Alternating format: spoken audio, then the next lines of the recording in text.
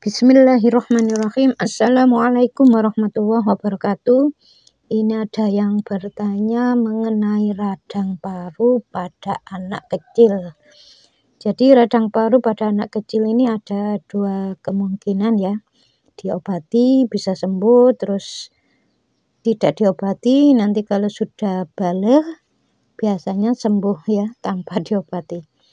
Jadi penyebab radang paru kalau di anak kecil ini biasanya orang tuanya, si ayahnya atau si ibunya anak kecil ini menyimpan marah.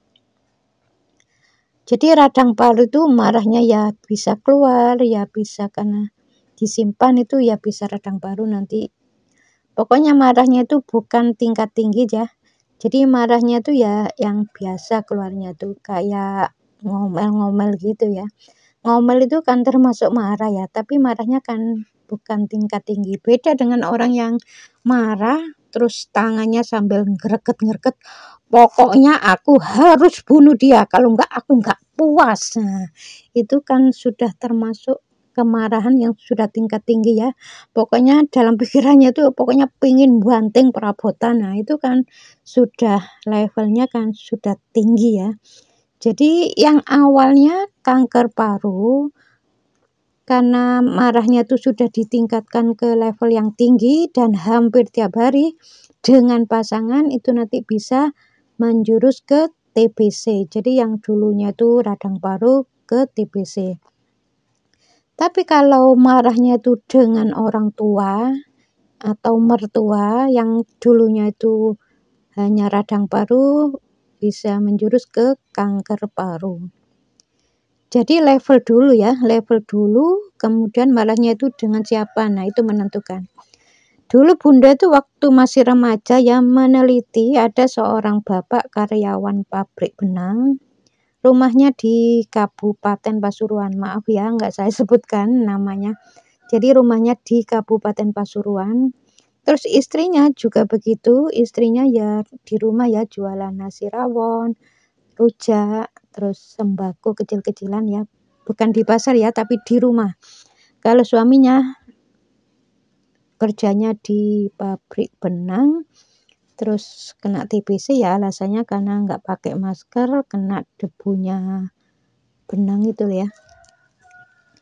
Nah, setelah diberitahu ya seorang bapak ini, si karyawan ini malah mengatakan ya yang memberitahukan istrinya ya. Istrinya saya beritahu, terus beliau paham, berjanji nggak ngulangi, mohon ampun pada Allah di titik kesalahannya, terus minta maaf pada suaminya. Nah, si suami ini diberitahu sama istrinya tuh nggak mau, malah nggak percaya.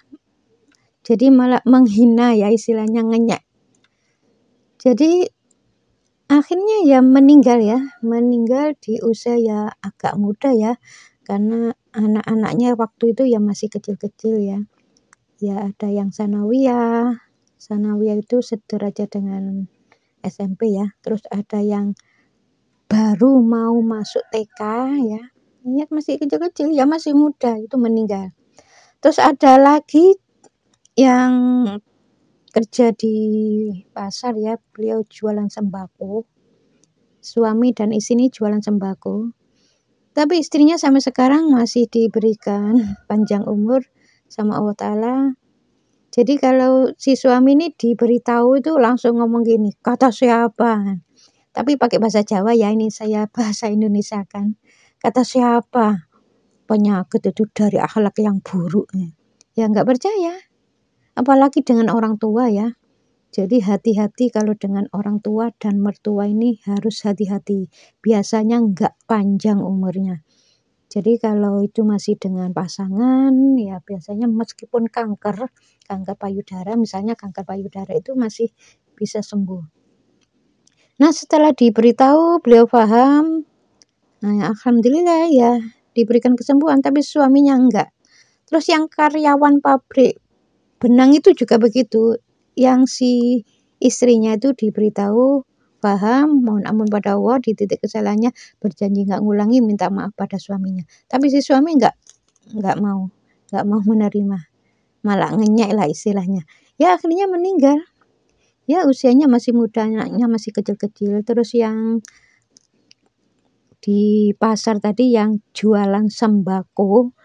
Ya, ini kan saya cerita ini kan dua keluarga ya. Yang satu karyawan pabrik meninggal kena TBC, yang jualan sembako di pasar kena penyakit jantung.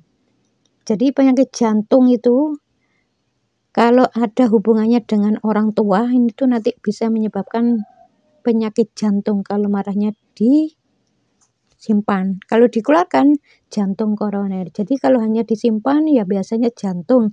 Tapi kalau nggak sembuh ya lama-lama biasanya ke jantung bengkak. Ya akhirnya meninggal ya, yang karyawan pabrik tadi yang meninggal, yang jualan sembako di pasar, dia usia masih muda ya, sekitar 53 mungkin ya, masih muda sudah meninggal. Ya pokoknya kalau sudah dilihat itu kayaknya orang ini nggak manfaat, diberi masukan istri atau orang lain nggak mau menerima, ya biasanya ya dicabut sama Allah Ta'ala. Ini menurut saya loh ya, ini menurut saya meneliti, nggak sembarangan. Jadi sampai sekarang ya alhamdulillah istrinya masih hidup ya.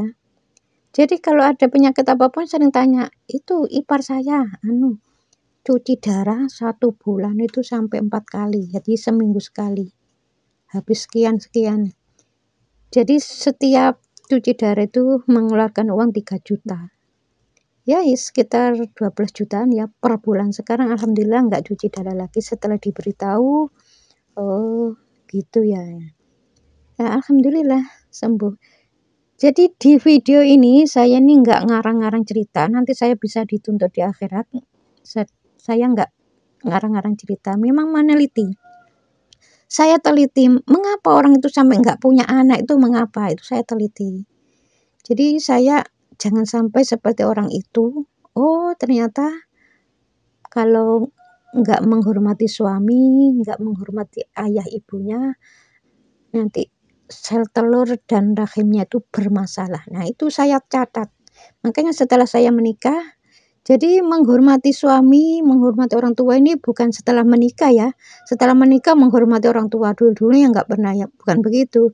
Ya mulai remaja belum menikah tuh kalau memang pernah melakukan kesalahan, sering menyimpan jengkel dengan ayah ibu kandungnya, secepatnya mohon ampun, minta maaf pada kedua orang tua, bukan sekali ya, tapi setiap habis sholat, dan itu bertahun-tahun, minimal 5 tahun. Jadi kalau dengan orang tua kesalahannya memang lebih berat, tapi itu insya Allah ya nanti bisa sembuh ya, yang punya penyakit kanker misalnya bisa sembuh, yang rahimnya bermasalah ya nanti insya Allah normal kembali ya. Ya mudah-mudahan video ini ada manfaatnya ya. Assalamualaikum warahmatullahi wabarakatuh.